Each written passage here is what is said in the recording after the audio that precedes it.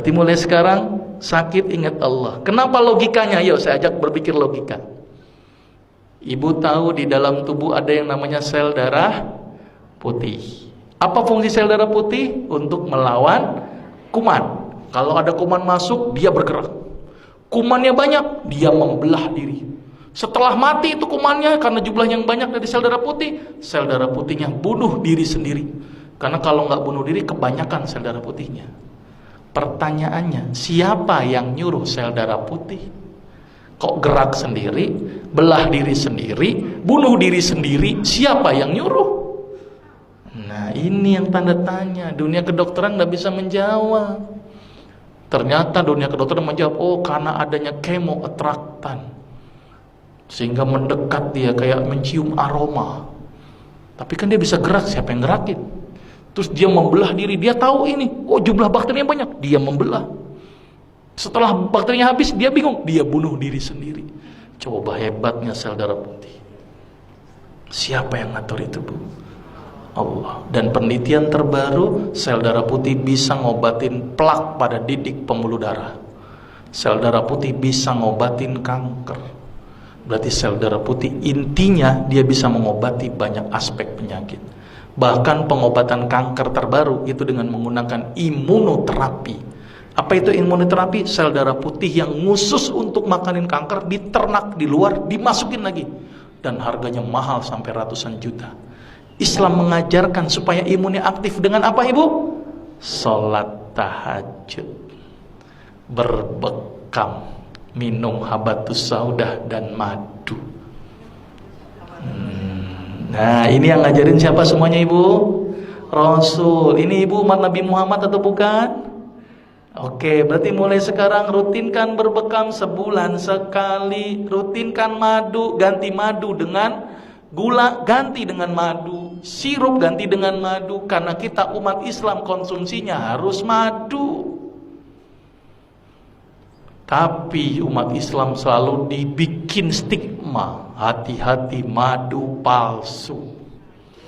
Tapi yang namanya sirup palsu nggak pernah hati-hati. Sirup jelas-jelas palsu diminum, coba. Madu yang belum tentu palsu apa nggak mau diminum. Ini kan aneh umat Islam, ternyata stigma itu yang bikin kita jauh dari madu. Padahal sepalsu-palsu madu lebih bagus daripada gula pasir dan sirup. Karena madu palsu nggak mungkin dibuat dari gula pasir, tekor. Coba tekornya lupa.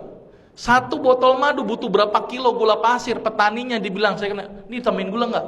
Dok, secara teori ekonomi aja nggak masuk buat saya, dok. Orang saya cuma naruh kotak, ngumpul sendiri itu madu. Ngapain saya tambahin gula? Jadi nggak mungkin pakai gula, Bu. Tekor buat petani. Paling mungkin namanya pakai CMC, karboksimetil selulose. Dan itu aman daripada gula pasir dan sirup. Jadi sepalsu-palsu madu lebih bagus daripada gula pasir dan sirup. Saking pengen yakinin masyarakat, sampai ada orang jual madu sampai bawa ember-ember sama sarang-sarangnya. Saking nggak percaya itu. Sudah jelas, Ibu? Mulai sekarang ikuti apa yang Rasul lakukan. Sepakat ya? Sekarang mulai berubah. Kalau sakit ingatnya Allah dulu. Mungkin sebagai introspeksi, saya punya salah apa? Mungkin introspeksi, mungkin saya gara-gara ini. Coba makan saya yang salah. Introspeksi dulu. Terus kemudian perbaiki ibadah, dekatkan diri kepada Allah, bukan sama dokter. Dokter tuh nggak nyembuhin, Bu, cuman media. Obat yang diberikan itu hanya membantu, tapi yang menyembuhkan adalah konseptualnya adalah tubuh kita sendiri melalui Allah. Maka itu kalau sakit ingat Allah ya. Ini paradigma sakit gimana, Ibu? Sakit seorang muslim, bahkan duri yang ngenain sekalipun, Allah akan ngapus dosa-dosa kita. Jadi kalau sakit harusnya bersyukur karena dosanya dihapuskan. Sepakat, Ibu? Berarti kalau Ibu sekarang nerima sakit harusnya bersyukur. Berarti kalau ditambahkan nikmatnya dengan menambahkan sakit gimana, Ibu? Jadi harusnya senang, Bu, nggak apa-apa. Makin berat nggak apa-apa. Ya, karena ingat hidup kita di dunia hanya sementara.